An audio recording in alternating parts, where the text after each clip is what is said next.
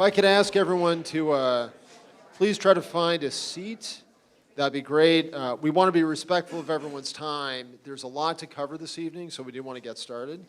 My name is Paul Matthews. I'm the Executive Director and CEO of the Worcester Regional Research Bureau, which is a host of this evening's program. And it's my first duty to turn it over to a board member of ours, Deborah Packard, the head of Preservation Worcester. Thank you, Paul, and welcome everybody to the Parkview Room. This is one of Preservation Worcester's projects. We worked with the City of Worcester and Spencer Bank to restore this building, and as part of that process, this room is our room. For those of you that don't know us, Preservation Worcester was started in 1969 in response to urban renewal. And our mission is to protect the historic fabric of the city, but we also have a component that a lot of people don't know about, and that is excellence in new design. So this program works well with our mission. The program tonight is part of Jane Week. This is an international event that happens during the first week of May that honors Jane Jacobs, who is an urban activist. Joyce Mandela's here tonight. She actually started Jane Week and then turned it over to us. We have a whole series of events that are happening this week, so we invite you to participate in them. This is our kickoff event, but we also have a number of walking tours. We have another program concerning Elm Park and Three Deckers that will be on Wednesday. So check our website and join us for our other events. It's, as Paul said, I'm a member of the board of the Research Bureau. I think it's a wonderful organization that provides independent, nonpartisan research and has been a valuable part of our community. So it's really exciting for us. I don't know, I think it's maybe our third year working with you on Jane Week, maybe more, but we welcome them as partners in this event and turn it back to Paul.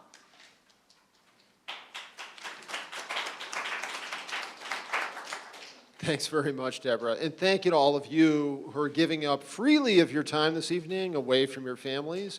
Hopefully not away from a Celtics playoff win, but thank you for coming tonight. I want to thank the participants, and I want to thank all of our partners here, particularly Preservation Worcester and Jane Week in the Woo, which I think this really exemplifies the mission of Jane Week in the Woo, which is championing a community-based approach to city building. So as was mentioned, I'm the Executive Director and CEO of the Bureau. We're a 37-year-old nonprofit, so we're hitting our middle age, with the mission of informing the public and policymakers on the challenges and opportunities facing Greater Worcester through our objective data-based research. So through that, we participate in a number of initiatives and programs. Tonight is one of the programs we really felt was important to bring to the community. We also, it should be added, serve on the Economic Opportunity Working Group of Worcester Now Next and are glad to serve in that capacity. We also publish, as I hope everyone knows, objective research. So tonight you're getting a sneak peek. On the table outside is our newest report, which is coming out tomorrow. It's a brief serving on Worcester's boards and commissions. So please, all of you, pick it up, take a look at it. The city has ongoing need, which you're going to hear from several people tonight who serve on boards and commissions. You could have the opportunity to serve as well, and the city needs the involvement of committed residents like all of you to help guide its future. So please think about ways to serve beyond being here tonight. I want to thank everyone involved for tonight's program, particularly my coworkers, Eric Nealand, David Cruz, and Josh Boucher, all of whom are in the back of the room serving various roles. It's particularly appropriate we're back here now because, as Deborah indicated, the Bureau's been part of Jane Week actually for a number of years, more than 3. As a matter of fact, back in 2018, on May 3rd, we were in this very room. I say we organizationally, I wasn't with the Bureau at the time, but there was a forum entitled The Master Plan, Crafting a Shared Vision for the Future of Worcester. So a speaker then, Catherine Madden from Clark, described it as, rather than think of a master plan as top-down, think of it as collecting conversations from the bottom up in the community. Tonight is just one of those many conversations, and it's appropriate as part of Jane Week's community-based approach to city building. But it's not the first such conversation in the city of Worcester. It's not even the first such master plan. As a matter of fact, I spent some time this afternoon. I was sharing with some of the panelists, reviewing the city's previous master plans through the efforts of our predecessors at the Bureau. The Bureau actually has copies of the 1987 plan and the 1924 plan. So it's very illuminating, and I thought it might be helpful. Please come in, ma'am, and feel free to grab a seat. I thought it might be illuminating to share some of the lessons of that. Including the 1924 plan noted the population was 179,000. It also noted by a careful study of the laws of the growth of cities, it's been possible to make a reasonably safe approximation of population. So in 1950, we know Worcester should be at a population of 300,000. Needless to say, Worcester was not at a population of 300,000 in 1950, though it does pose some fascinating questions in the text of the plan. Worcester is growing more rapidly than most New England cities. The growth is healthy and permanent. Will it continue at the same or increasing rate? Is it desirable that it continue to so increase? Is the character of growth likely to change, and if so, in what direction? What are the underlying causes of Worcester's growth? Can they be controlled? If they can, in what sense should they be directed? In general, what is normal and what is the desirable future of Worcester? Which brings us to the last such plan done in June 1987. They noted in that report that Worcester is not changing. It has changed. And I think all of us today know that as a fact as well. It notes from a peak of 210 population in 1950, so 210,000 in 1950, you'll know considerably short of the $300,000 population prediction. Worcester in 1986 was at 165,000 in population. It also noted the housing market is experiencing strong demand, accompanied by price increases. The transportation network of the city also requires improvement, much of it in relation to the pathways and node systems. There's a need to stabilize and reinforce existing housing, the importance of nodes in structuring the city, and the care to be given in the review and shepherding of development initiatives in both existing and new areas. So, needless to say, both of these plans offer some very interesting insights for us tonight, and as we move forward for the Worcester Now Next process, I want to thank all of you for being here tonight. I want to thank everyone who supports the Bureau's work.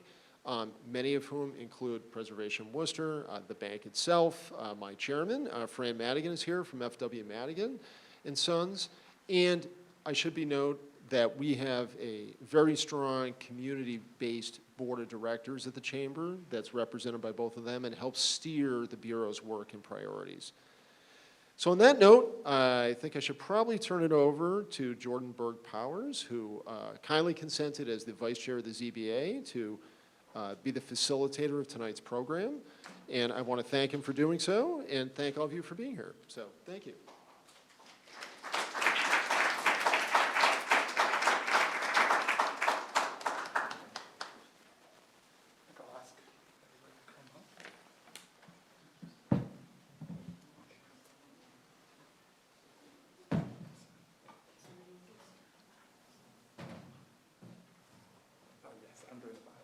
I did ask for it. Okay, you have them.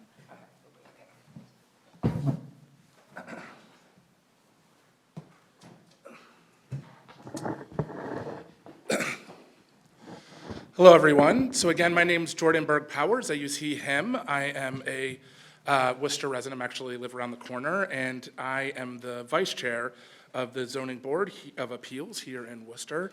What I'm thinking for you all, sorry, we're going to throw out a curveball because we had planned it out. I'm going to ask you. I'm going to ask you to go one-on-one the first question, and before you go, I'm just going to do your bios. So I'll just introduce you, and then I'll ask the question again. And so we'll go down the line because you are all nicely in order. For the city of Worcester, so for you, Michelle, I'll ask this question.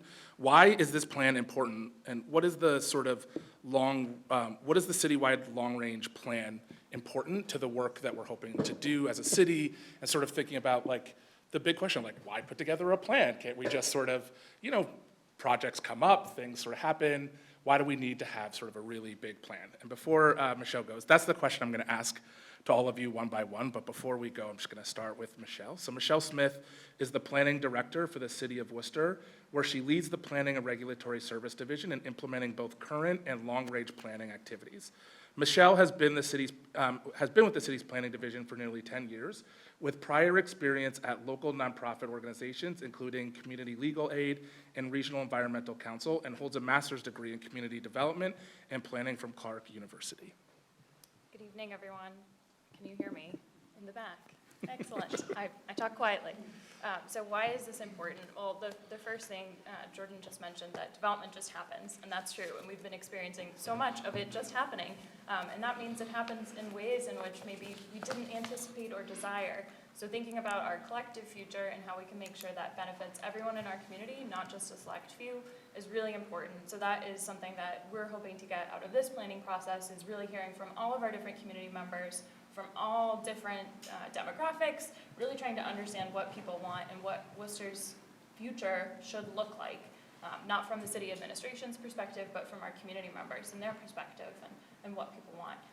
We haven't done this for 35 years, so the last time this was done was in 1987. So we've been kind of on an old plan that really doesn't necessarily reflect what our community wants. So these types of planning efforts are really supposed to be updated about every 10 years. So we're hopeful that as we come out of this process, we can maintain that momentum and update it regularly so we don't go, basically a generation without seeing that update. So I will leave it there so that others have the opportunity. So I will ask you, Steve, a second, but just really quickly, Steve Raleigh is the founding commissioner of Worcester's new Department of Transportation and Mobility. For nearly 30 years, he has practiced planning and transportation engineering throughout New England and in Pacific Northwest, including 8 years as Worcester's past planning director. Stephen is a member of the American Planning Association and the Institute of Transportation Engineers, and is a registered professional engineer. So I'll ask you the same question. Thank you, Jordan, and hello, everyone. It's great to see such a large turnout here. Really excited to have everybody here.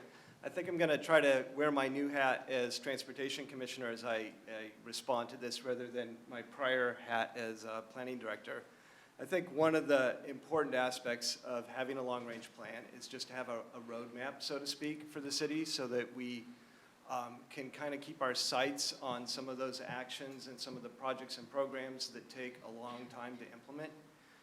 It's really easy as a city if you don't have that kind of guide to, you're so busy, you're working on one project and then you're working on another project and you're not necessarily thinking as effectively as you need to about how all of these things work together and how many of the types of projects and programs that we're involved in take a long time to implement. So you have to stay at it for quite a while. I was struck by Paul's quote earlier that I think you said Catherine Madden mentioned it, about how this is a conversation that percolates up, and I think that's really important because if you look at the prior plans of the city, they weren't really conducted that way at that time. They were these sort of top-down plans at that point. This is what we're going to put here, this is how we're going to do that, and we really, I think, tried to approach it differently with Now Next. We tried to engage the community in a variety of different ways, which you'll hear about a little bit later, and really understand what it is that the community wants and needs, and really recognize that that's not just a single answer, that we all have different priorities and different values and things that are important that we need to reflect in this planning effort. Great. Sujata Krishnan is the Deputy Director at Central Mass Regional Planning Commission. She has over 20 years of experience in transportation planning and engineering work in Connecticut, Ohio, and Massachusetts. Ms. Krishnan leads the transportation team through the development and implementation of various multimodal transportation projects, initiatives, and studies in the region. And I'm asked the same question, but I'm asked it slightly differently, which is thinking about it also from the regional perspective. Why does it matter that Worcester's doing this, and how does that fit into some of the work that you're doing?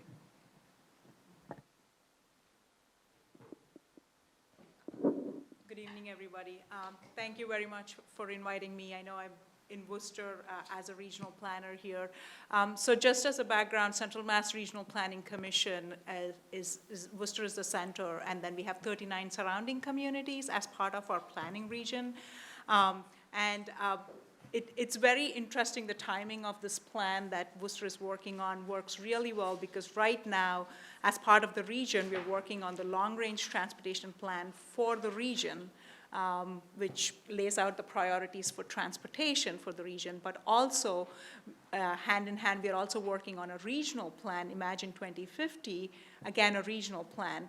So having Worcester working on your master plan at the same time that we're working on the regional master plan works really well to make sure the priorities are aligned, and how, I think the big question comes down to, we only have such a small pot of money, and how do we spend it more effectively is what it boils down to. And having a plan, having the priorities where we have a large public outreach, like you're all here today, to make sure that we take all the comments and look at what's happening in the region, to prioritize the projects and the programs and future planning efforts is important. So working with the City of Worcester, work very closely with Steve and others to make sure we are in sync with what we are reflecting on all these plans. So looking forward to the conversation here today and answering any questions beyond Worcester and what we have in the regional plan as well. Thank you. All right. Next, I'll go to Albert LaValle. Did I say that correctly? Yes, thanks. Great. Albert LaValle is a 20-year resident of Worcester who currently serves as the chair of the planning board, which on the zoning board I could say that is a lot of work.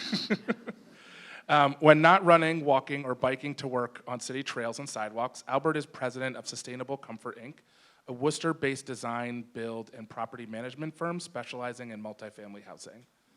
So same question to you. I guess you obviously have some desires for a plan on the planning board, but I'd love to get your thoughts about that. Sure. Hi, everybody. Can you hear me? Great. So the question is, why I think this is important in something I think was really interesting to hear about in terms of some of the older master plans that Worcester has done is kind of the approach that they took and the way that that approach has shaped the city that we all love today. Obviously, a plan is just a document, but there's a lot of different layers that go into a master planning process that overlap with building codes and economic forces and shape the environment that we all live and work in now. Something that I'm excited about for this plan is it feels intentional. It's an opportunity for us to shape how this city looks and feels and operates for the next generation and the generations that come after that.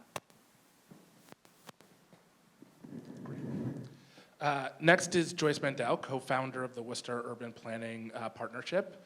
For the past 30 years, Joyce Mandel has worked many hats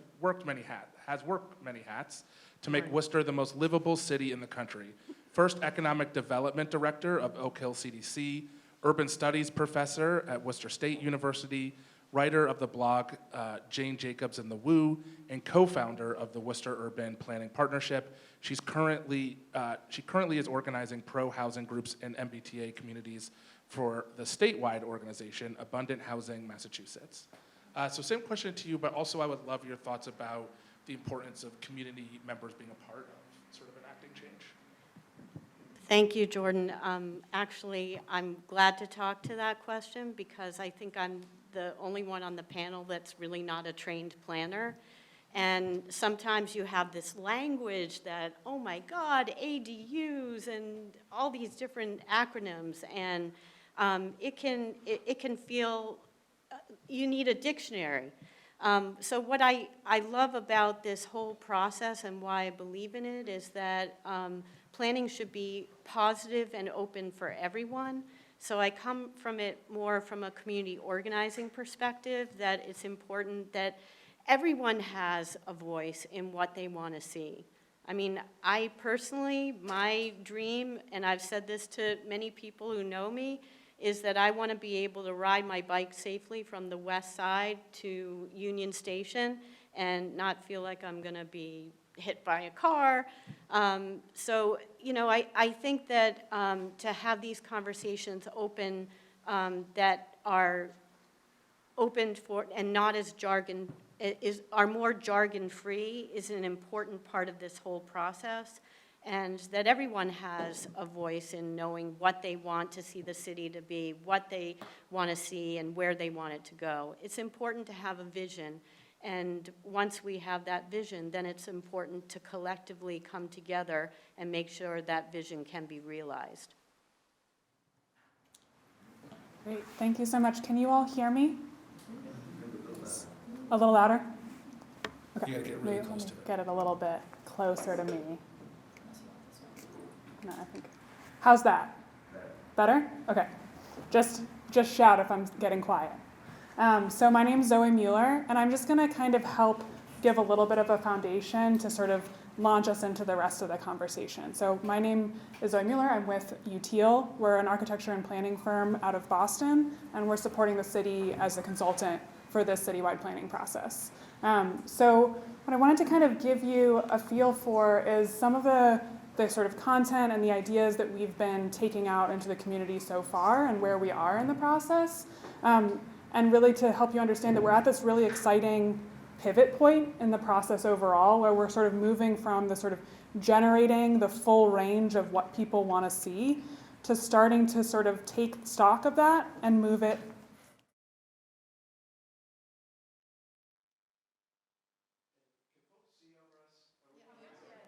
Better? Oh, wow. Okay. I'm going to step a little bit back. How's this? Is that about right?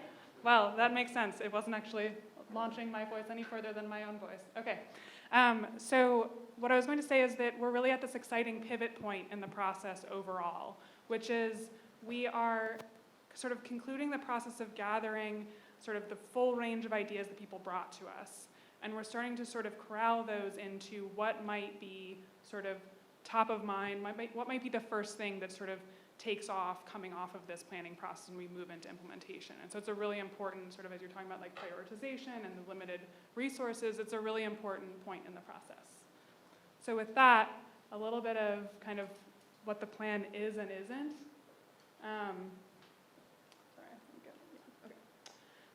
So especially since there's been a while since the planning process has happened, there's a lot of, grand expectations, right? And fundamentally what this plan offers is a roadmap. It's a framework for how to move through implementation. And there's going to be lots of smaller decisions along the way.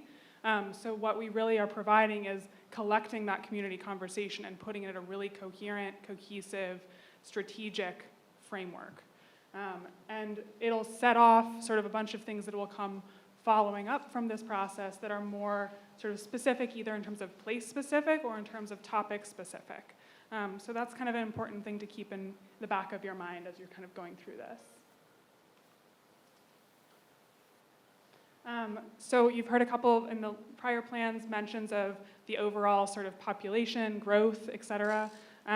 This is something that is always part of a citywide planning process, is trying to understand the growth that's projected and how it might impact the city. Is it growing? Are we shrinking? And how do we plan for that?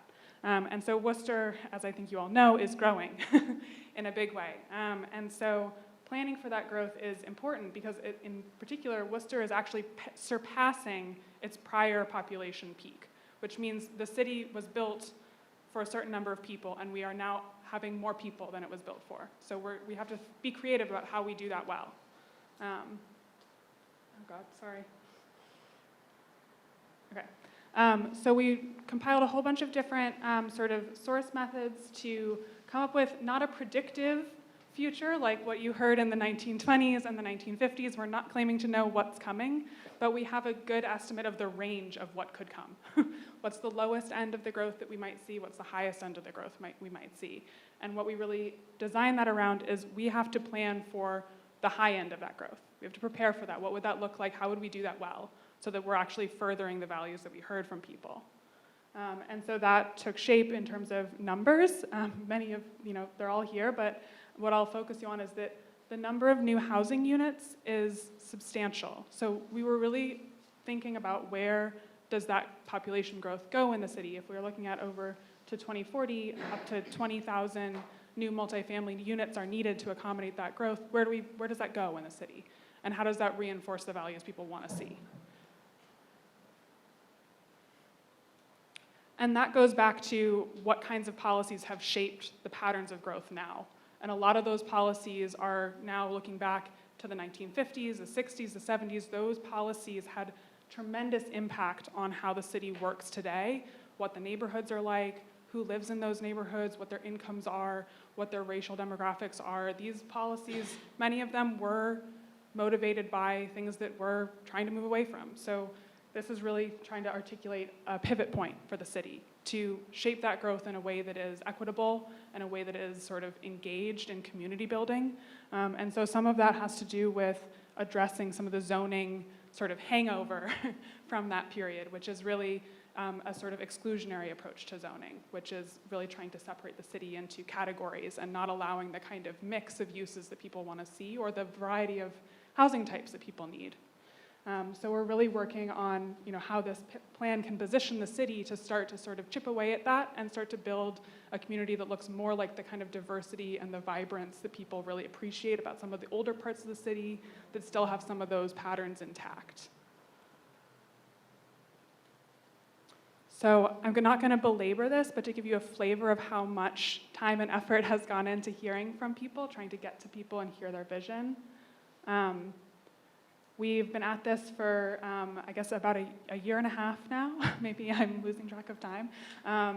And so we're kind of approaching, as I mentioned, this sort of prioritization and sort of zoning recommendations period of the process where we're really trying to condense everything that we've heard into some actionable next steps. And apologies, I'm realizing on the screen this is a little hard to read, so you can be guided by what I'm telling you. There's a lot on here that you don't need to know right now. How many people we've heard from. So we've done a variety of different methods to hear from people, online, in person, long form, short and quick, everything in between. And so you can see here by the numbers, the initial sort of launching point. We had, over 1,000 participants in our initial survey. That was an online survey, so it was kind of a first starting point. And then our first public visioning workshops expanded the sort of pie there. Heard from over 100 people, of almost 800 board comments, a series of pop-up events. That was really critical to start to hear from people who maybe weren't showing up to those main events that we were hosting, people that maybe weren't aware of the plan and sort of start to get the word out. And our community organizing support was really critical for that. And then we sort of kept incrementally reaching out to people that we didn't see coming to our events. So we crafted some focus groups around some of the people that we didn't see as much. So around seniors and folks with accessibility barriers, youth and Spanish speakers, to make sure that we were hearing from a broader swath of the community. And then we also, once we kind of got to the point where we had gathered together goals and vision from folks, we elicited input in a survey again, both in-person paper surveys and online, to get feedback whether we were on the right track. Do these goals resonate? Does it feel like we're capturing what you need, what you want in the city? And then finally, we've just come off of our in-person and virtual draft plan workshops, which was an opportunity to share all of the draft recommendations we have, the ideas that we've been working on based on that input. And you can see some of the boards around the room here as you kind of came in, and at the back of the room over there to give you a feel for the way that we were asking people for input. And you can see here, we had almost 2,000 sticky dot votes of people saying, what they wanted to see move forward, what things were important to them, et cetera. So that gives us a really helpful starting point as we're starting to think about prioritization, what comes first, how do we think about the things that are sort of most critical path forward. So I won't belabor these, but to give you a flavor for what came up sort of right off the bat, what we heard from folks as sort of central themes that they wanted this plan to address. People wanted to celebrate sort of things that they love about Worcester Now, including its diversity, its public parks and indoor spaces, restaurants and businesses. You can kind of see the sort of like appreciation people have for the community and the way that people are sort of living in the city now. And really celebrating the unique identity, culture, and people of the city. And the kinds of things that people wanted to see us really work on were the safety, the quality, and the sort of walkability of Worcester's streets. That was something that came through over and over again that people wanted to see improved. More creative recreation options, better public transit, more bike lanes and paths. So like right out of the gate, there was a huge transportation focus coming from just what people wanted to talk about with us. There's also were huge undercurrents of a need for affordable housing. Lots of other issues came to the fore, but these were sort of some of the first things that people wanted to share with us. And then we started to gather input more in terms of topic areas, so different sort of areas of action that the city would take on. So in terms of housing, in terms of economic opportunity, and transportation mobility, which sort of were some of the three core topics that the plan really tried to address because they had not been addressed comprehensively by other plans. And those sort of started to have very cohesive themes pretty quickly, many of which sort of interlocked with one another. So a lot of those will come up in the conversation, so I'm not going to kind of go through them all together, but this will be posted on our website afterwards if you want to peruse at greater detail. And when we collected our sort of the draft goals stage, we really did try and take stock of who we were hearing from, so that we could, as we go into this next phase of the process, we could try and calibrate our efforts to make sure we were hearing from anybody who was underrepresented in this first sort of capture of feedback.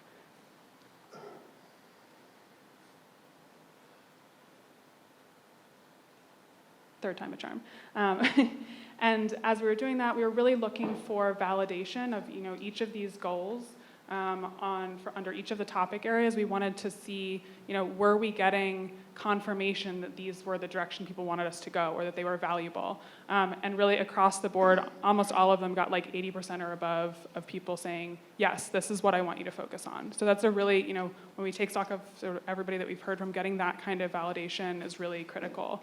What we heard is there's still maybe some room for a little bit of debate around the edges, but these are really the issues that people want to see move forward. So where did we land from there? So we have a vision that was really crafted from the kinds of terms that people used to describe what they loved about Worcester and what they wanted to see change in Worcester. So this is really about explaining or kind of offering to folks a vision of what is most important, both of things that exist and things that should come to exist over time here in Worcester. So in Worcester's 4th century, we envision a city of neighbors who value inclusion and celebrate diversity.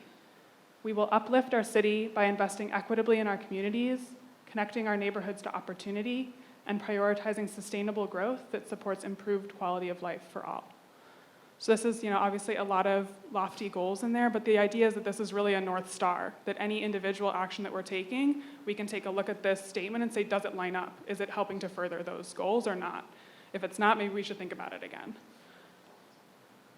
And throughout, we really kind of, similarly as a sort of checkpoint, use these guiding principles to confirm if we were on the right track, if we're really advancing what we mean to be advancing. So equity, resilience, inclusivity, integrity, and innovation. These were sort of pulled from two of the most recent sort of robust planning processes in Worcester, both the Green Worcester Plan and the Strategic Plan Framework. So these are the topics that are sort of covered by the plan. So there's sort of detailed goals and actions in each of these. So in housing and transportation and mobility, in recreation, open space and environment, economic opportunity, culture and creativity, and finally services and facilities. So even just thinking about all of those things, you can already start to understand how many things the city is trying to juggle all at the same time. And so that's part of our work kind of going ahead is starting to winnow down about where do we start. So another critical component of this beyond the individual topic areas and sort of the actions in each of those topics is really thinking spatially in the city about how the city can grow in a way that is, again, aligned with that North Star vision statement, aligned with the kinds of values that we heard coming from people as they were talking about what they wanted for the city. And a lot of that has to do with sort of more clustered, mixed-use development that can foster a more vibrant, walkable centers for people and sort of help to support some of the neighborhoods that then surround it.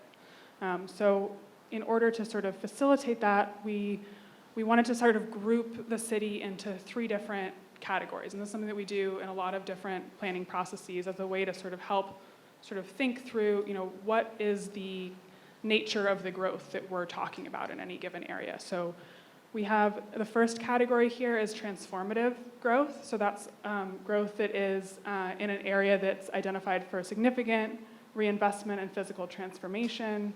These areas have the potential for high walkability and transit access and can support substantial job growth and or higher density housing with complementary commercial uses. So these are kind of places where actually a significant amount of effort is going to need to be invested to sort of facilitate a transformation. So it's a departure a little bit from maybe the pattern that exists there now, but in a way that's really sort of grounded in community feedback and in sort of what we've been hearing from people. The second category is priority growth areas. Those are areas that have some of the sort of same characteristics. They have the capacity to support walkable mixed-use areas, but they maybe already have that pattern, and we're really seeking to reinforce and sort of grow that pattern. And then finally, the managed growth areas, which is really an intention to reinforce and recognize the importance of the transit system in Worcester and to facilitate growth in ways that will support that transit system and enable people in the city to make use of that transit system. So it's looking at the areas a quarter-mile walk from existing and potential future transit corridors for the city. So it's really important to sort of help to link up the sort of infrastructure and services of the city with the patterns of where people live.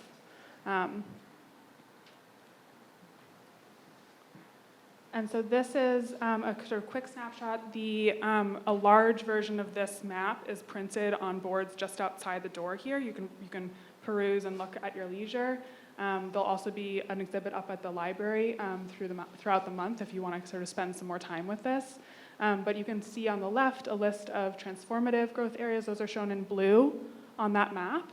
And then on the right, a list of priority growth areas. Those are shown in pink on the map. And then you can just faintly see the quarter-mile buffers around the corridors where there's transit service or potential transit service. And that's sort of where those managed growth areas are. So this is really a sort of one of the really important things we were looking for validation feedback on as we're going through this draft plan process. Yeah? Can you distinguish between transformative and priority growth Yeah. areas? Yes. Yeah, so a lot of in the transformative growth areas, a lot of those areas, they might need like significant transportation investment or significant infrastructure investment to help them pivot a little bit from the pattern they have now. So for instance, you might have an area that has historically been really industrial, but is right up against a sort of a mixed-use corridor, and you want to start to see more of a relationship between those two. So in order to facilitate that, you might need to do some really intentional planning about how should the street network be, what kinds of zoning changes need to happen to make that sort of blend possible, because without that support, both in terms of like infrastructure and in terms of policy, in terms of the regulations, that kind of transformation isn't going to be possible. So it's places that need a little bit of support from the city in terms of infrastructure or policy or both to facilitate the kind of change that sort of would help them realize their full potential. And the priority, how do you define priority?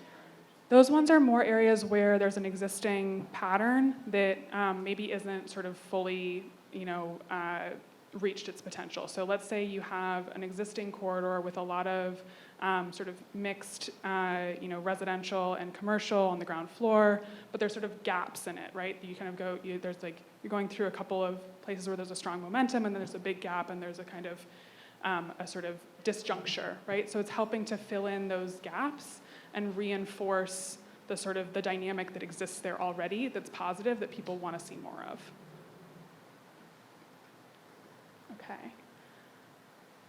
And then these are really the sort of verbal or sort of policy companions to that spatial piece. And again, these are also listed on the board out there.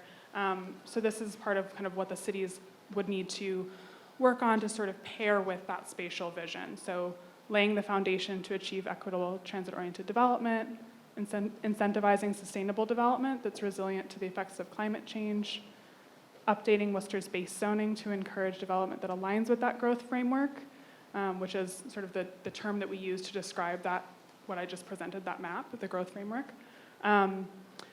And then pursuing neighborhood and district plans focused on those growth areas to help sort of get to a greater level of specificity about what it is that should happen there, what people want to see.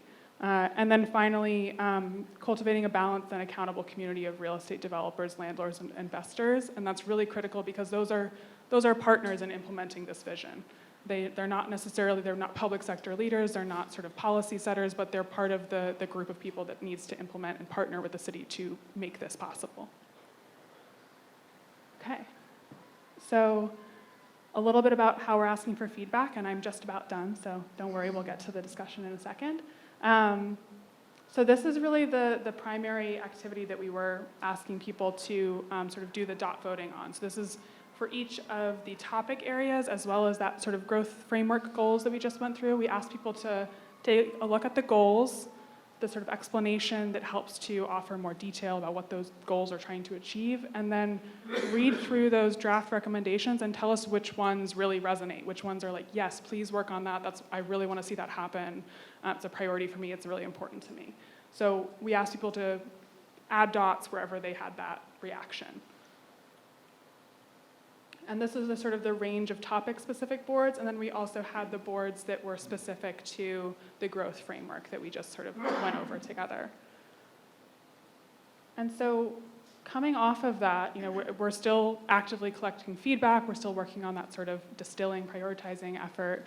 Some of the things that we've really been noticing or reflecting on in terms of the process is that having a community organizer working with us was really foundational to make this plan possible and make it so that we are actually hearing from folks that wouldn't otherwise have been part of the process. And so that's been really critical and is something that, I know the city is sort of thinking about, what role could that have in the future on sort of, other planning processes or other efforts with the city.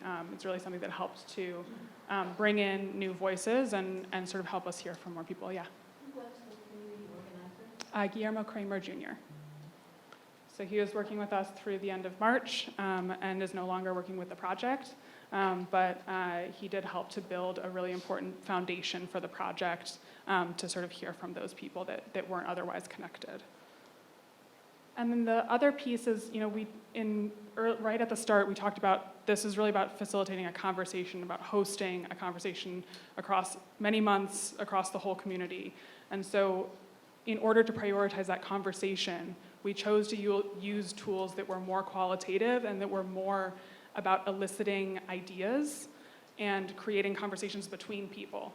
And so surveys aren't a very effective tool for that, but they're really important and helpful in terms of more specific prioritization or sort of getting a representative sample of folks across a broad range. And so going forward, that might be a tool that's important for future parts of sort of implementing this plan, but it was not really a central piece of the engagement process for this plan deliberately because we were really trying to create that conversation.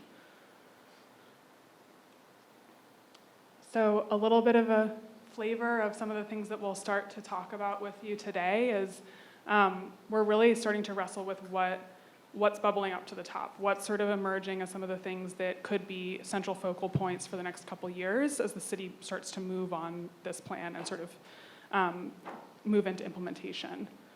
And so there's kind of three categories that we're kind of coming together as central ideas that this plan is really trying to set in motion. So the first is mostly what I've been talking about so far, which is creating a values-centered framework for growth that has the potential to benefit all of Worcester's community members. So that was really a central piece of what we were trying to do through this planning process. And a big piece of what the city is then going to be seeking to move on and help create. The second piece is really facilitating equitable investment in Worcester's neighborhoods. And that's a really exciting sort of pivot point for the city because, historically in the last, 20 years or so, there's been more of a focus on downtown and the Canal District, which has been really critical to sort of infuse energy into that part of the city, create a really shared common core. And then, that will have to continue. That's a really continue to be something that people brought up over and over. There was great consensus across every single demographic that people wanted to continue to see investment in the downtown. But we really needed, the city needed a framework for how to approach beginning to bring that kind of attention and effort and strategic clarity to the neighborhoods. And so this plan offers, a way to initiate that, to start sort of strategically moving into the neighborhoods and sort of working with people to sort of flesh out this vision and move into implementation. And then finally, you sort of saw it in that first slide that I shared with the visioning sort of themes that came up. A connected and accessible city for all is really something that came up over and over again as a critical component of supporting the kind of city people wanted to live in.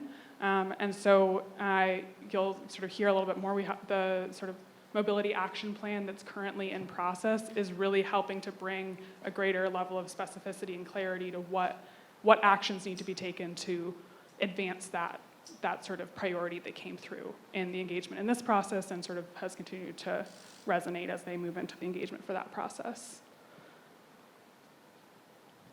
And then this is like a first sampler of, there are so many recommendations here. Some of the things that really rose to the top as like right out of the gate, things that need some focus to move forward. So the mobility action plan is already ongoing. That'll, like I said, bring a lot of clarity to some of these, issues around how to create a more sustainable and equitable transportation system in Worcester. And then there's a couple of very sort of focused, direct edits or changes to the zoning and development policy that can help to facilitate some of the ideas that people are talking about. So these are kind of the low-hanging fruit or quick wins, kind of like things that are that you don't require overhauling the whole zoning code, but doing a sort of surgical change can really have a huge impact. So some of those things are modifying the parking requirements, legalizing accessory dwelling units, ADUs, which are sort of units that are secondary to a primary residence, oftentimes which is owner-occupied, not always. And then doing some reform around protecting existing tree canopy on private lots. That's something that sort of is an easy sort of early stage implementation to help with a lot of those, resilience and sort of quality of life metrics as well. And then this is one of the big ones is this is a launching point for the city to engage in a zoning overhaul. So this is a framework to start to go through the zoning in its entirety and really envision a new zoning code for Worcester that can help to facilitate the vision that this plan has brought to the fore. And so cities all across the country are doing this right now and have been for the last several decades because it's a new time. It requires new regulations to really effectively manage it. And so that's a huge effort that is both resource intensive and time intensive and also community engagement intensive. So that's a big sort of central effort moving forward. And then in order to kind of get through all that, the departments that have been leading this effort really need the capacity to manage and sort of steward that work through. And so that's also a sort of central consideration as we kind of look at the volume of things that people are excited about have happening in the city. So I'm going to leave you with just a couple of if you want to keep staying involved in the conversation, we're not done yet. We're getting close. we're going to have this exhibit up at the Worcester Public Library over the course of the month of May. You can see all of this, spend as much time as you'd like. And we have a virtual comment card and some physical comment cards here that kind of you can share just kind of open-ended feedback with us. And the draft plan will be sort of coming out as we move into the fall, and so we'll welcome feedback on that as well. So with that, I have talked plenty, and I'll leave it to you to continue the conversation, and feel free to request moving back to any of those slides if it's helpful.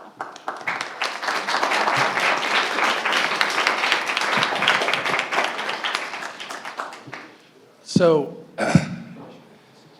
to you, Michelle, I'm going to start with you.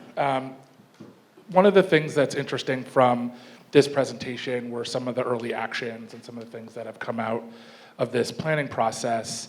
How are you thinking about some of the zoning early actions, and how are you thinking about sort of the big topic areas, equitable investment, value-centered framework, a more connected, accessible city for all? How is that sort of working into some of these early actions that are coming out? Sure. So I would say that while we have a lot of recommendations, as you saw from the slides, as you may have got a taste from walking by the boards, some of those early action items I think are floating to the top, where we've heard these things also in board and commission meetings over the last decade.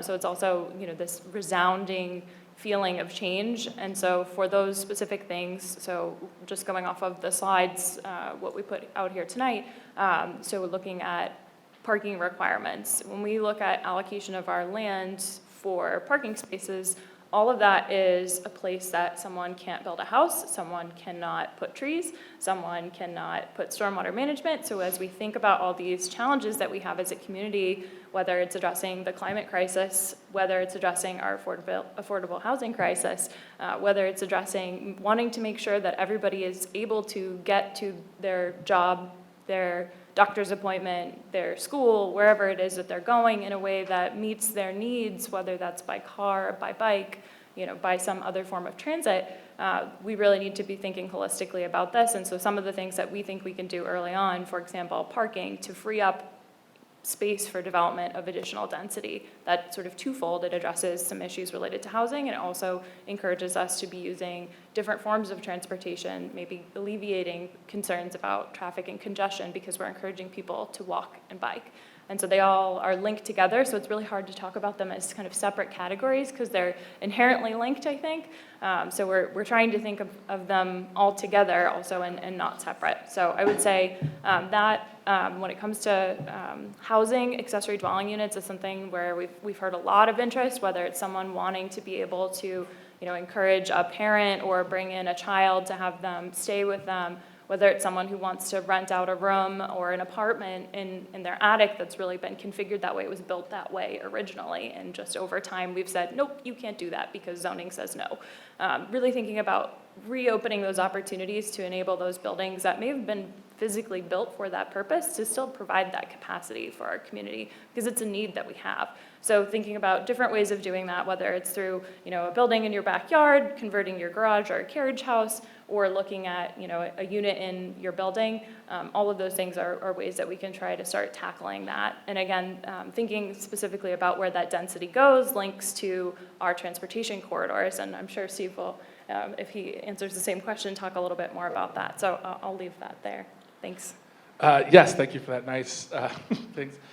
Steve, one of the things that I'll say, a part of this process that I really enjoyed was seeing all the different ways that people were sort of giving some survey answers, and I will say, genuinely surprised how much people listed biking, green space, walkability as a part of that. It just kept coming up in lots of different ways. People kept saying it.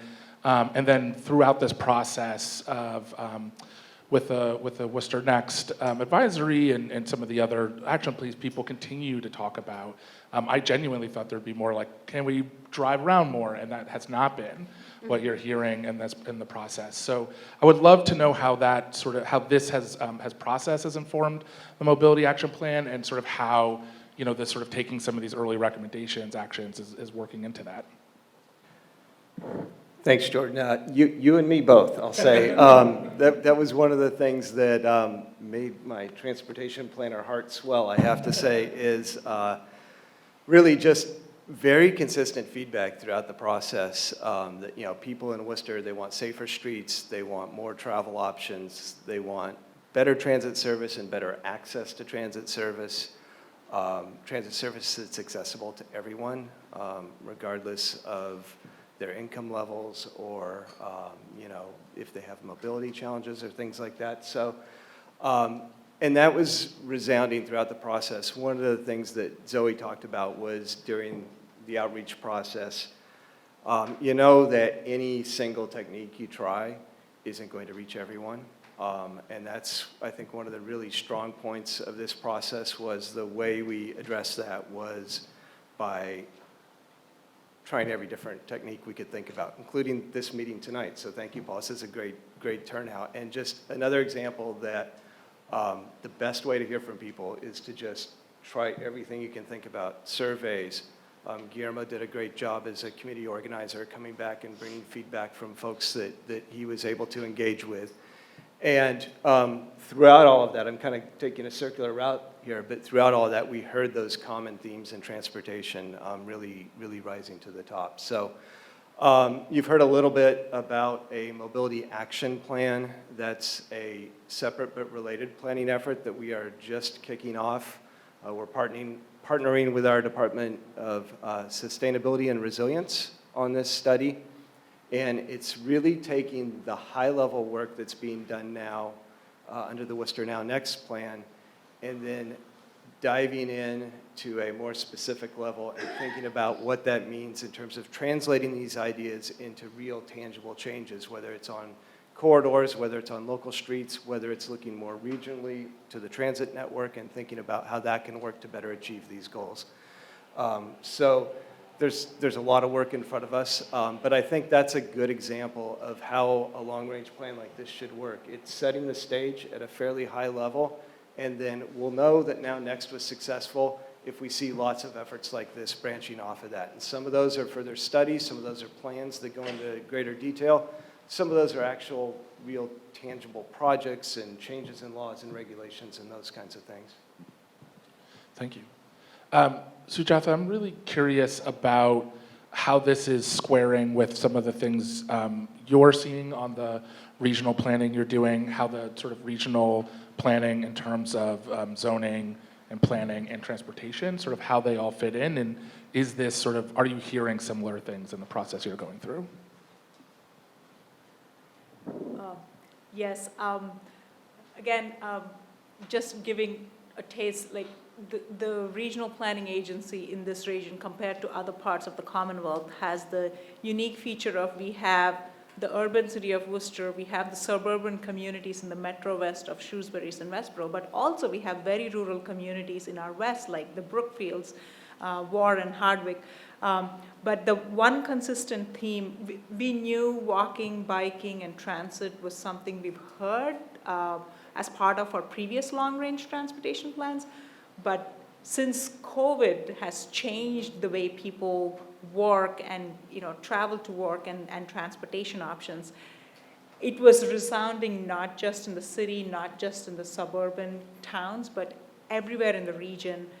The active transportation and transit was a theme we've heard consistently throughout the region. So we just had a meeting with our board last week, and we were talking about investments, and we're looking at increasing our investment in transit enhancements and walking and biking rather than just highway, roadway related work. But again, some of the themes that Worcester Now Next has is housing. Housing has come up, and again, it takes a different shape, different size in different communities in the region, but that's a consistent theme. Every community wants to take stock of what they have for housing, what is the vision for their community, and how they want to move towards the future. So I think the central themes of Worcester Now Next is what we are hearing in the region. It might not take the same flavor in each community, and we work with communities individually. We work on various master plans with other communities too. But these are the same exact themes that they're talking about throughout the region as well. So, yeah, thank you. And so for you, Albert, I hear on the zoning board, I hear a lot of sort of the things that have popped up as desired sort of outcomes for folks in this process have been some of the choke points, I guess, in zoning in terms of making it, people wanting to have accessory processes, people being concerned about the canopy, people thinking about sort of parking, right? These are all sort of some of the choke points. I'm curious for your sort of reactions to some of the early recommendations that are coming out of this process as a planning board member and somebody who's done this for some time.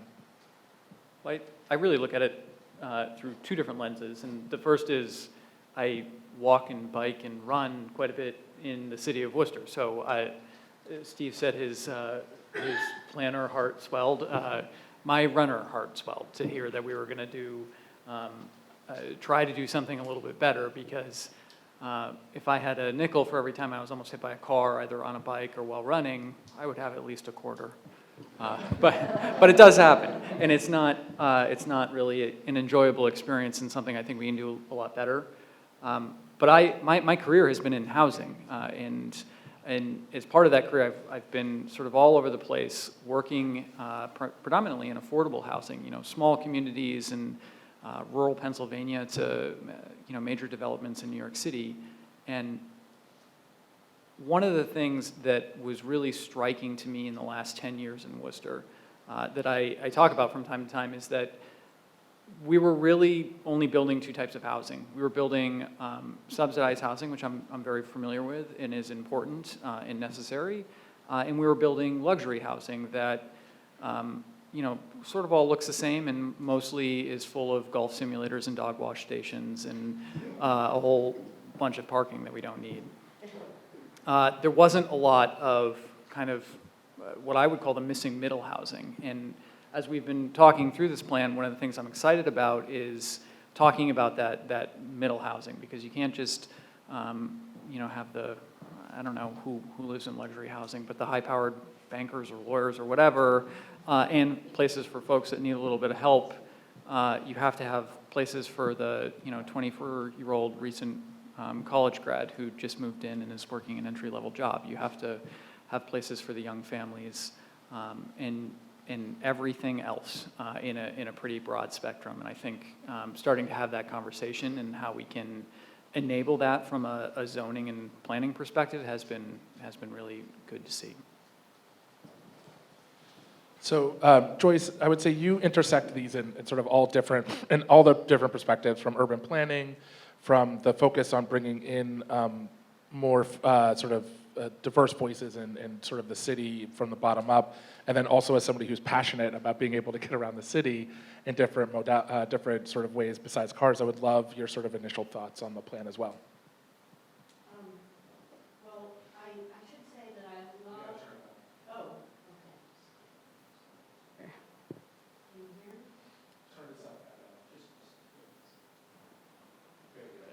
Okay. I love that there are the interim steps, because when you look at the plan, I mean, it's a little bit overwhelming, and I have to say, it's such a wonderful piece of work, but I love that there are the 3 steps about legalizing ADUs, the street canopy, the parking requirements. It's something that we can bite into. So from an organizing perspective, I really appreciate that there's this larger vision and there's these smaller steps. There's a lot of us in this room that are members of Strong Towns, if you've heard of Strong Towns, and it's this sort of national kind of conversation about how to build strong towns and think about it. But in this movement, we talk about the importance of small steps and small bets. And I think that, if you look at the plan on a larger level, it's going to be over a decade or more. But thinking about it as sort of bite-sized pieces that we can take on, And I just want to say, like, once this plan is released in the fall, that will be an opportunity for us, people who live here, to come together, you know, and put the, get organized to make those steps happen. So I invite people to be a part of that process as well. There seems like there's a lot of synergy in terms of, we're all talking about how we want safe streets. You know, you're going to run on safe streets, I want to bike. That we can all come together with this vision and actually make this happen collectively if we come together.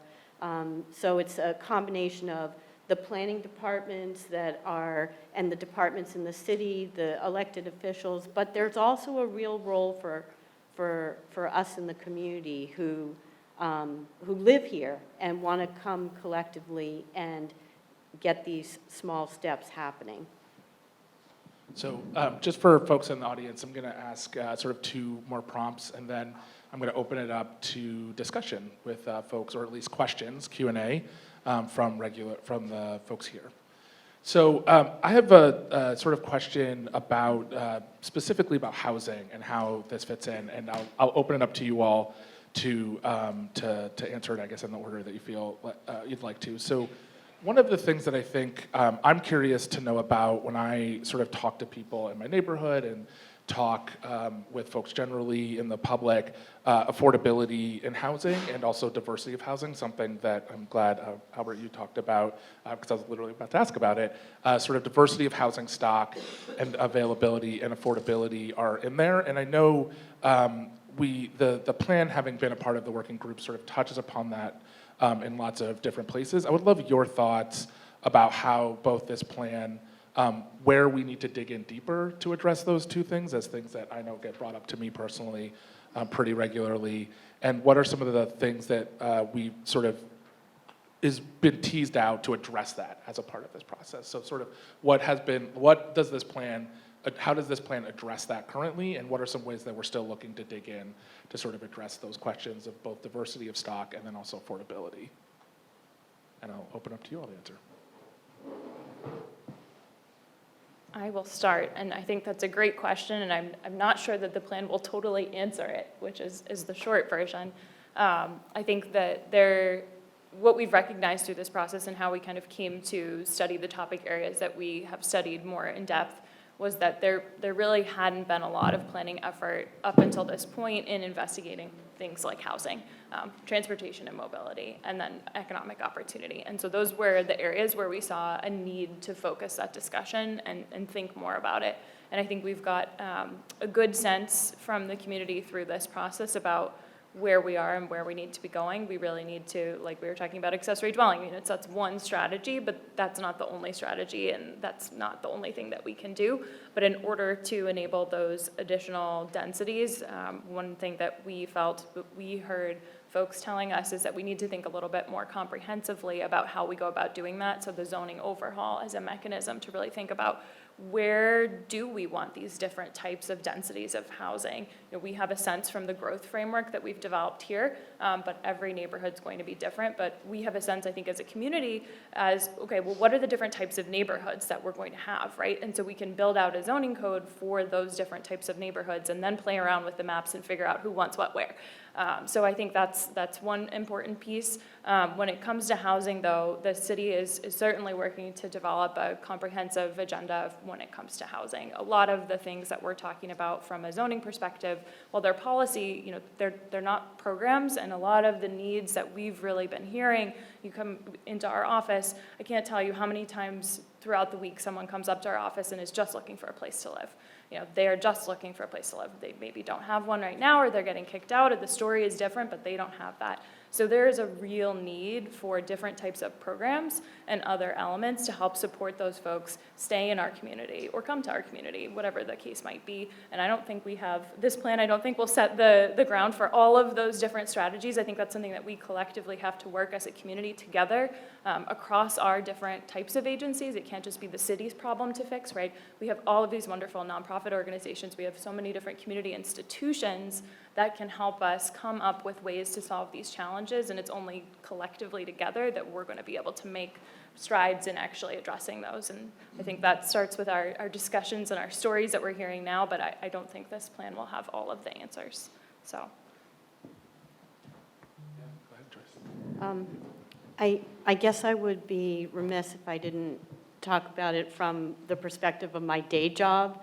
I'm a community organizer with Abundant Housing Massachusetts. We're a statewide pro-housing network of pushing policies that are for missing middle housing and for rezoning. And I'm actually working with communities that include Worcester that are going to be impacted by the MBTA Communities Law, which passed in 2021. So all 177 communities that are on the MBTA, whether rapid transit or commuter rail or adjacent towns, are going to need to rezone for multifamily housing near transportation. So that would be near Union Station in Worcester.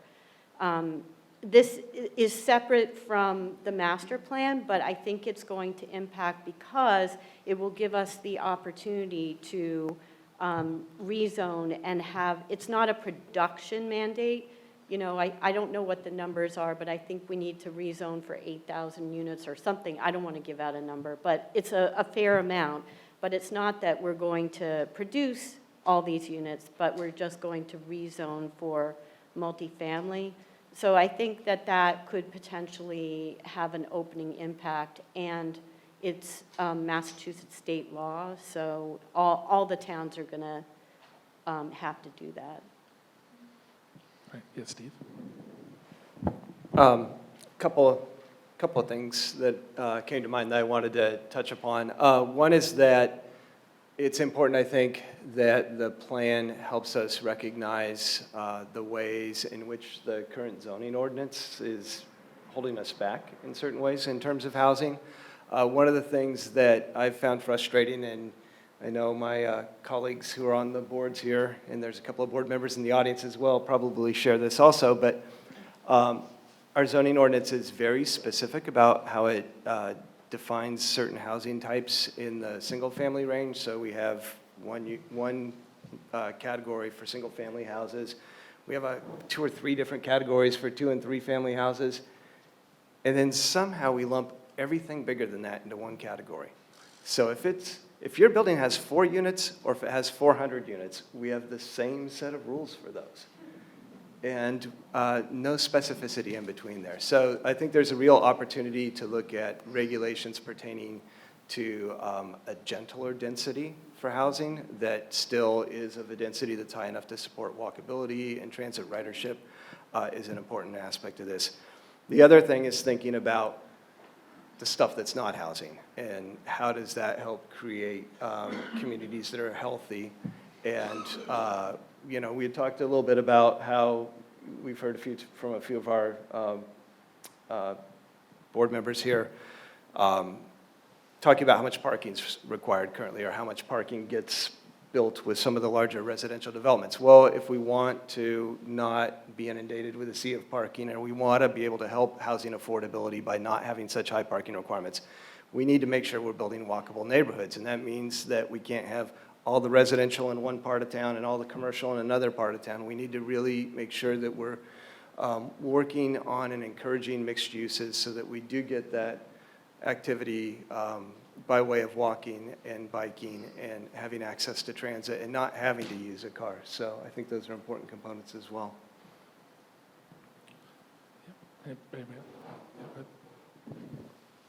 So the one thing I want to say about, I always struggle a little bit to make this point, but I'm going to try.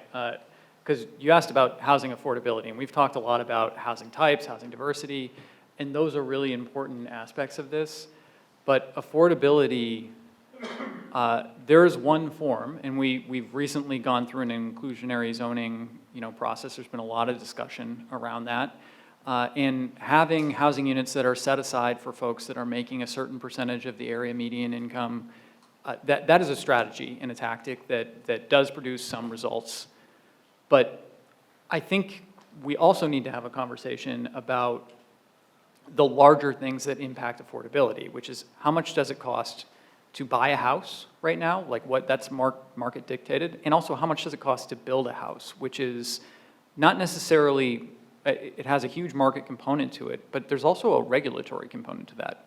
What do we require? You know, Steve mentioned 4 units, and I do some development in that kind of scale. When do we require a sprinkler system, and when is it appropriate to require a sprinkler system in a building? Because that's an example. There's hundreds of that type of example. Different requirements for 2 families, for 3 families, for things that are larger than 4, but just requirements in general. When you layer these things on to housing, it's not like, you know, the developer just pays for it out of their pocket and magically it's somebody else's problem. Ultimately, that cost goes into the cost of housing in the city. Same with like property taxes. Landlord pays the property taxes, but who pays the landlord? It's the tenant. So we have to be cognizant of these things when we're talking about affordability. That's one point. And if you'll permit me to make another one that is not related to housing at all, but I don't want to lose sight of, and I think we might. Yeah, please. So there was a point up here about adequate staffing at City Hall that I don't think we should lose track of, because Oh, yes. you've clearly seen it on ZBA. I see it on Planning Board. I know how hard these folks work, and I think that there's just a perception in the public that municipal employees have a very easy job and it's 9 to 5 and then they just go home.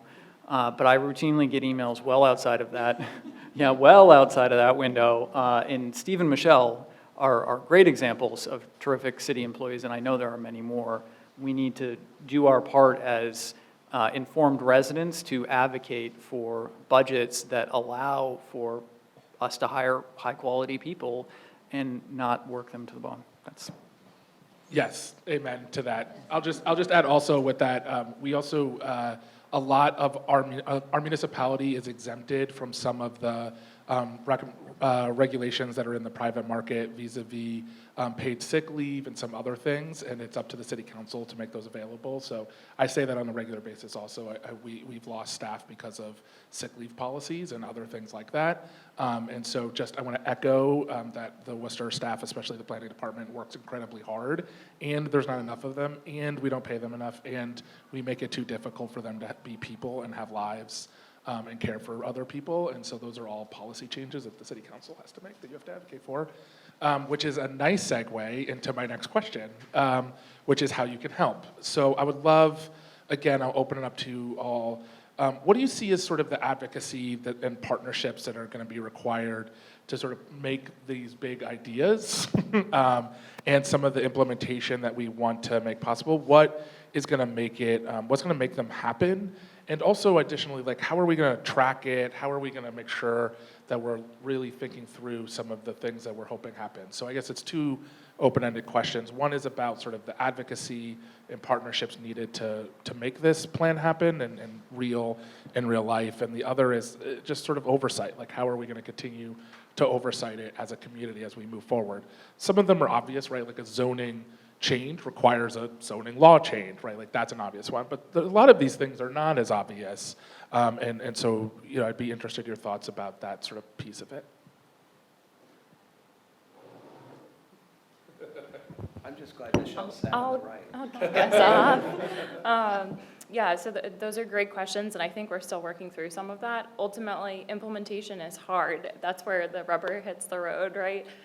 So we have all of these different recommendations and goals, and I think Joyce said it's overwhelming. Well, it is overwhelming. So how do we prioritize that, and how do we put that in a document that we can track? So the effort over the next few months will also be paired with creating an implementation spreadsheet or matrix to help us be able to prioritize those and think about what are the actual resources that we currently have, and how much time we might have and how urgent something may be, and trying to use that as a way to kind of frame ourselves for tackling all of these different things that we need to do. And we'll also be looking at what other planning efforts have we already done where those were reiterated, right? That was in the Green Worcester plan, that was in the cultural plan, that was in this other implementation plan for hazard mitigation. So where we have all of these different buckets being checked, you know, the more planning efforts that have affirmed this, the more interest that will help us be able to shape that a little bit.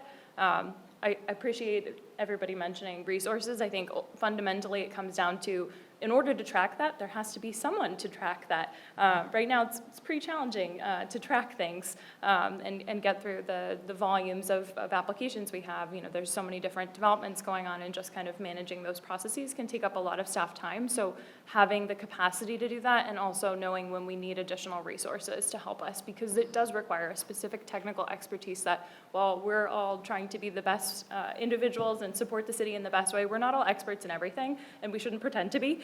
So we need to know when we need to get support and help in order to help us make the best decisions for our community. So I think those are different ways when it comes to implementation, and then I'll let other folks comment on advocacy, but something that Paul opened remarks with was, you can join a board or commission.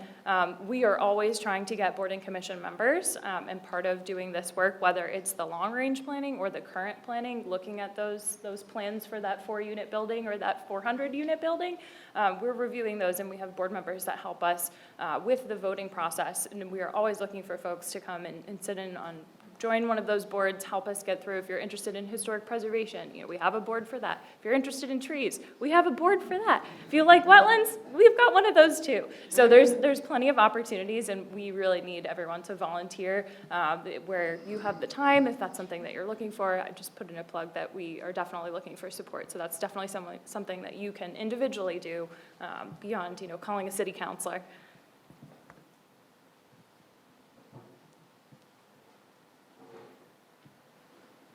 So I think the thought I'd like to leave with is, how do we build off of this and really kind of keep the positive energy going? As someone who's worked with the boards and commissions in the city for almost 10 years now, Michelle and I actually started just about the same time with the city. When we engage folks in that manner, as my planning board and zoning board colleagues know, you tend to just kind of get the negative aspects of it, because people turn up to those kinds of meetings because there's something proposed next to them that they don't like. So I think this is an opportunity to get out in front of that and to start talking about positive change and working together to figure out what that looks like and how that can be implemented. And I think we need to be more creative too, and continuing to figure out how we engage with the community in a more positive setting through engagement like this. So I think that's the message I would like to end on for my piece.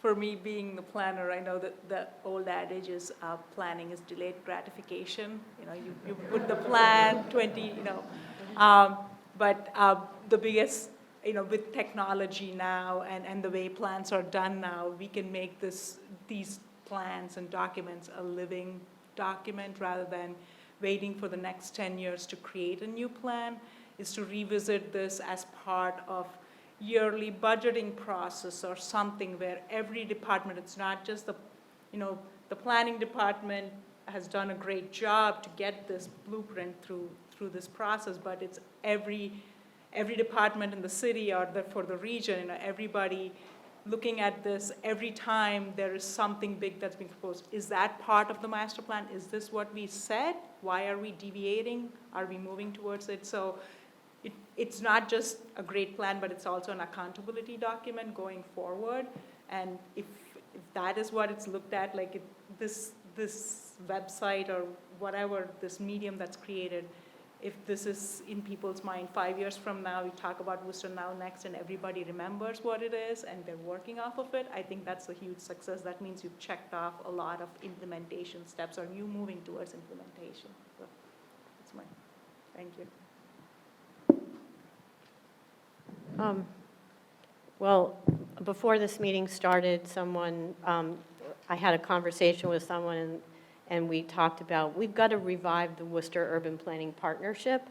But in light of that, this was a coalition that came together to push forward certain priorities that we all collectively had.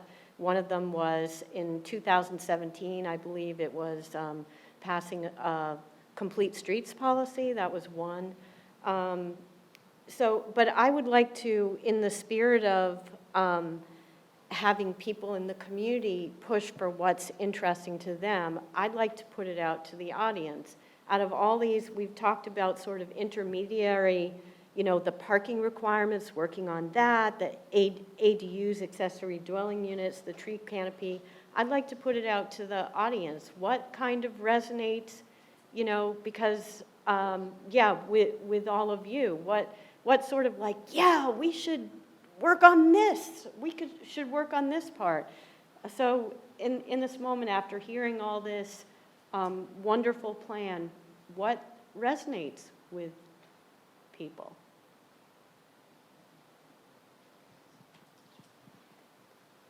Yeah, so I'm thinking about neighborhood development, and our neighborhoods are all quite different.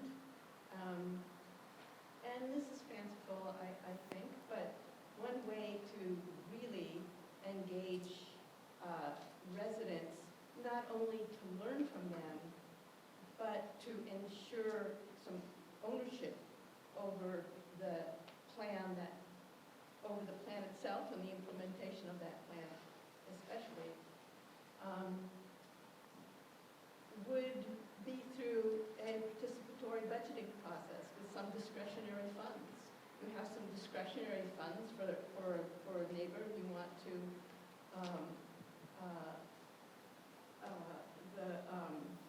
the transformative growth areas.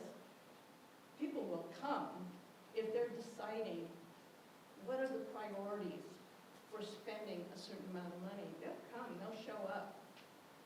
And there is a participatory budgeting project that can support that with facilitation. You need skillful facilitation to make that happen. But that would be one way to really introduce neighborhood control over the way neighborhoods are developed.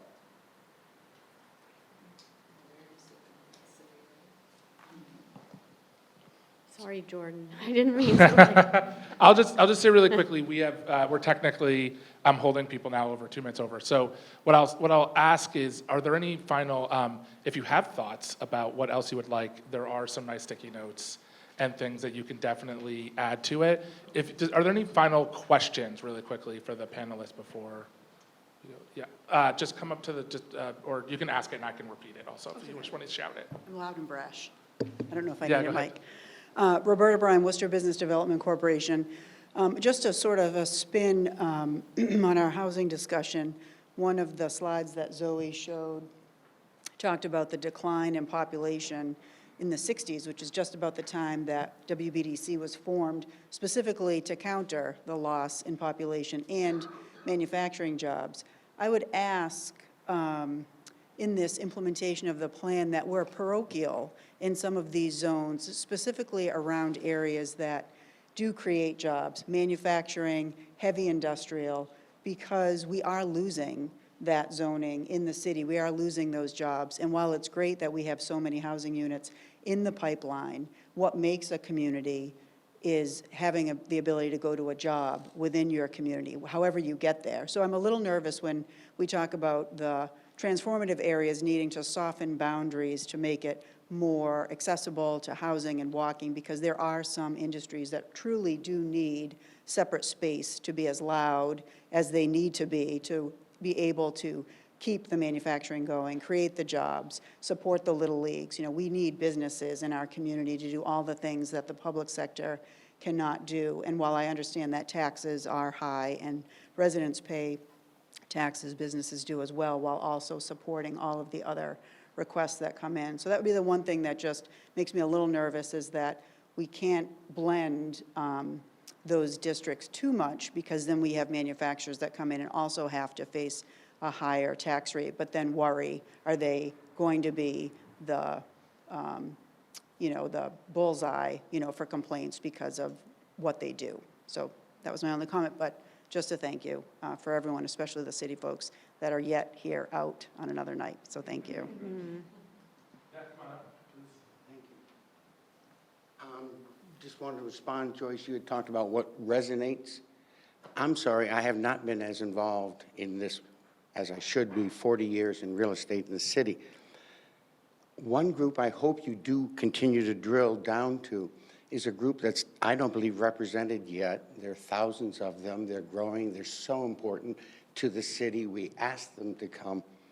Is the employees of the knowledge-based industries that are exploding out of Cambridge, Boston. They were priced out for lab space, for administrative space, for housing for their employees.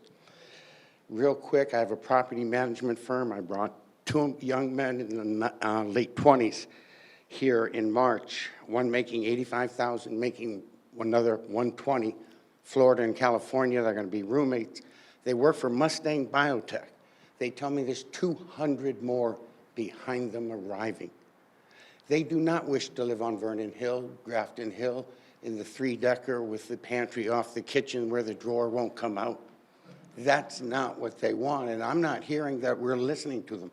They're not organized. I don't know they have a voice. So I'm not sure our community organizers reaching this important population, and that's just what resonated with me. Thank you.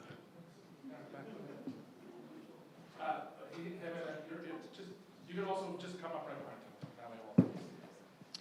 Hi. I just wanted to ask, I've only been in Worcester for maybe 7.5, 8 years, and speaking anecdotally, I feel like the only housing that's been built since I've been here has been the luxury lofts for catering towards, people who are priced out of Boston, looking for housing, who might want to move to Worcester and buy housing here.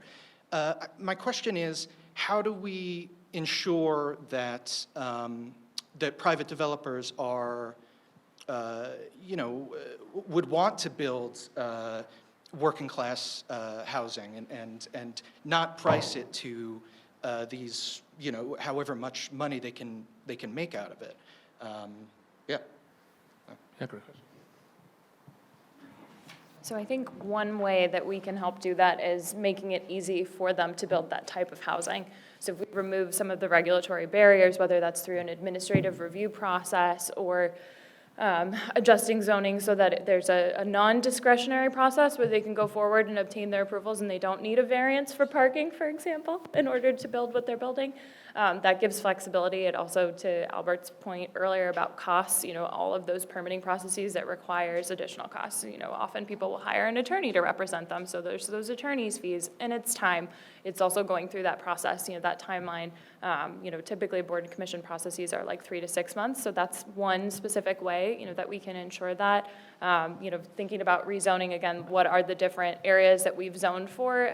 There's, ultimately always going to be costs that come into play, and I think maybe Albert could talk a little bit more about that from his own perspective, but I think if we make it easy to make sure that there are opportunities for people to build different types of housing, then that will be something that folks can do. But the way that a lot of our city is zoned, if we look at the zoning map that we had, there's a lot of areas that are zoned just for single and two-family dwellings. So if we're talking about these 4-unit structures, we jump, like Steve said, we go from a single and 2-unit by right to you can have a high-rise tower of hundreds of units by right. So we don't have anything kind of in that middle.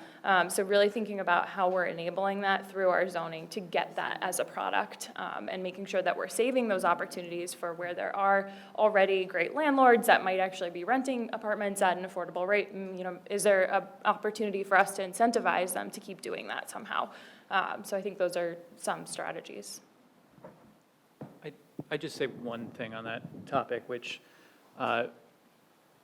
first of all, I think Michelle's 100% right. You have to build in the structure and the form into the zoning ordinance that allows that type of housing to be built.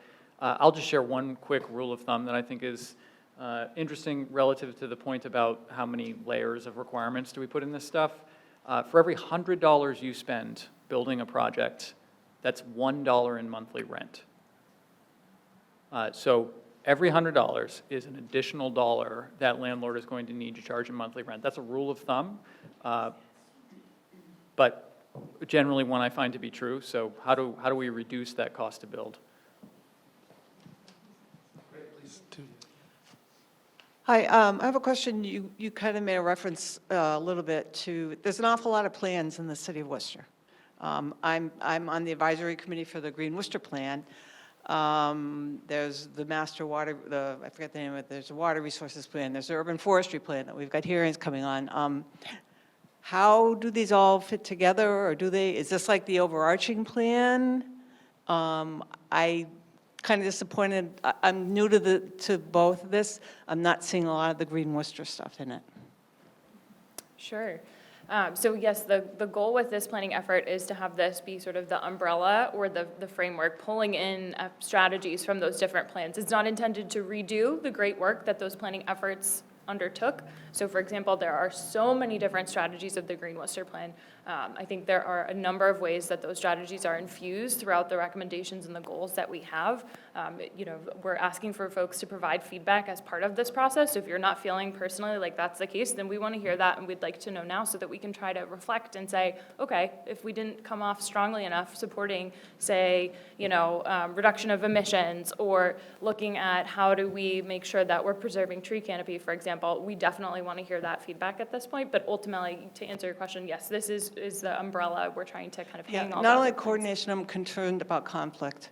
Okay, just for instance, I won't waste your time here, but there are areas of things that you presented that I'm concerned may be in conflict, with priority areas. Your priority areas are like heat islands, that we don't want more development, we want more green, okay?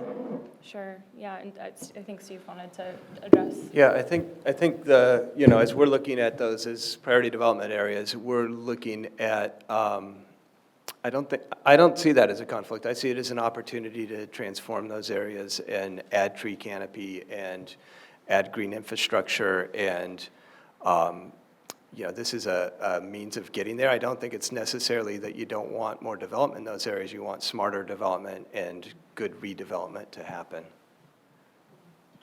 Last question, yeah.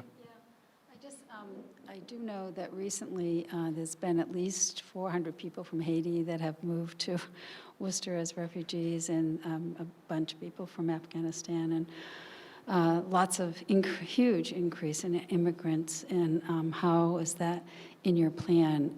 I'm sure it is, but what are we going to do with that? That's a whole other topic, I guess, but that's really going to impact on housing. There's no place to put them. Just repeat it for folks who might not have heard it. You asked, no, it's okay. I think that the question is, we've had refugees and immigrants from all across the country, all across the world, excuse me. How are we integrating that into the plan? Can I just say, because I actually have some experience with folks from Afghanistan. We operate a property management company, as well as the gentleman in the back, and have 4 or 5 units at this point have been rented by various rehousing assistance programs within the city for that exact purpose. So the real answer is the population increases, that increase in traffic is factored into that, and ideally they get absorbed into the housing stock in the city. We did see in one of those slides a projection that in the next 20 years we need somewhere between 10 and 20,000 additional units of housing to meet that increase in population. So that's immigration, but that's also influx of folks from Boston who are working at tech companies, and a whole bunch of other categories as well.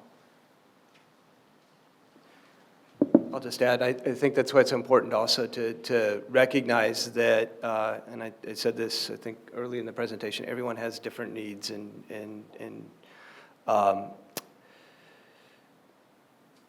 to think how I want to articulate this, but it's really important that we think about accessibility in a number of different ways. It's important that as folks who come into the city who are under those circumstances have access to social services, have access to jobs as they're trying to find jobs, live in locations where they can get to grocery stores and those kinds of things. So really thinking about the fact that there's a variety of different needs we're trying to serve in our community.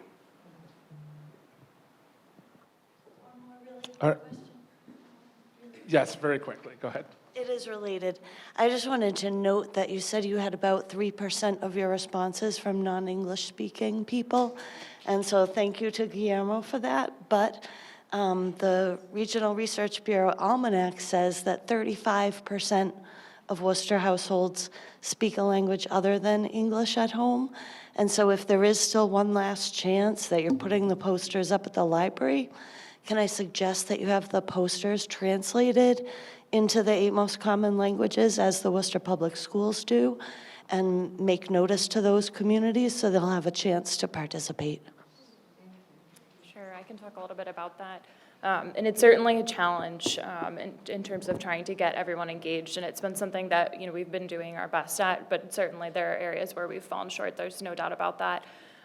You know, we have so many folks that speak a language other than English, and so intentionally as part of this process, we have committed to translating basically all of our documents to English, Spanish, so you'll see the boards are translated in both languages, but we did not translate beyond that just based on the percentage of populations and the drop-off we see.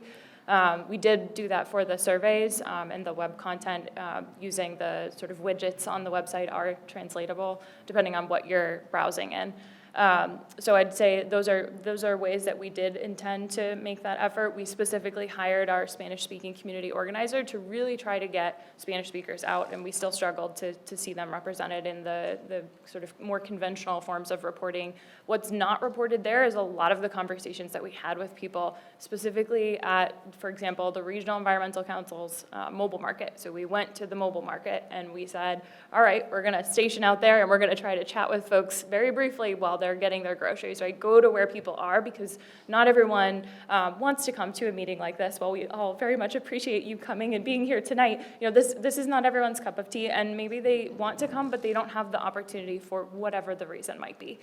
So trying to really meet people where they're at, whether it's at a cultural event, so you saw some tabling pictures from the Tercentennial event, we'll have additional opportunities where we'll be taking kind of the recommendation boards on tour and asking for folks to still give us that input, and we do hope to continue to have those conversations specifically in Spanish, but we are absolutely open to working with community organizations and other partners, you know, who have a connection to a certain population. We really need their help and support in order to reach those folks, because they don't want to come to City Hall. You know, there are people that don't want to come to City Hall, and there's that additional barrier of, okay, well, we have to get an interpreter on the line. So anyone who can help us break down those barriers, who has trust with folks, you know, that's a great opportunity for us to partner together to make sure that those voices are being heard, but where, you know, maybe we're not best positioned to be able to get at getting their input with these traditional modes. So.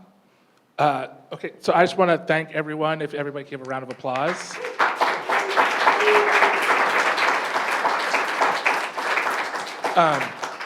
I'll just say really quickly to encourage you also to definitely go around, check out the boards yourselves, make your own comments, let your voices be heard on those things. Do you want to say something else? I just want to thank the Worcester Research Bureau and all of the participants for the great conversation. Well, thank you, Jordan. I was going to thank the panel and yourself for such a great job moderating. I want to thank all of you for being here tonight and sharing your input tonight. I want to remind you, it's not over and done tonight. This is an ongoing conversation. As you heard with the timeline, there's going to be plenty of more opportunities to provide input. I also want to just mention and jump on the stress on the importance of public employees. No one knows that better than the Bureau. We're a small staff of 4, high quality, low quantity, much like City Hall. So we really value that relationship. That's why the Bureau tries to recognize some exemplary public servants every year. So this year, our Thomas S. Green Awards are going to be held May 17th at 5 o'clock. And people are welcome to attend or think about nominating someone next year. So I want to thank everyone for being here, and please do take a few moments to check out the boards and thank our panelists.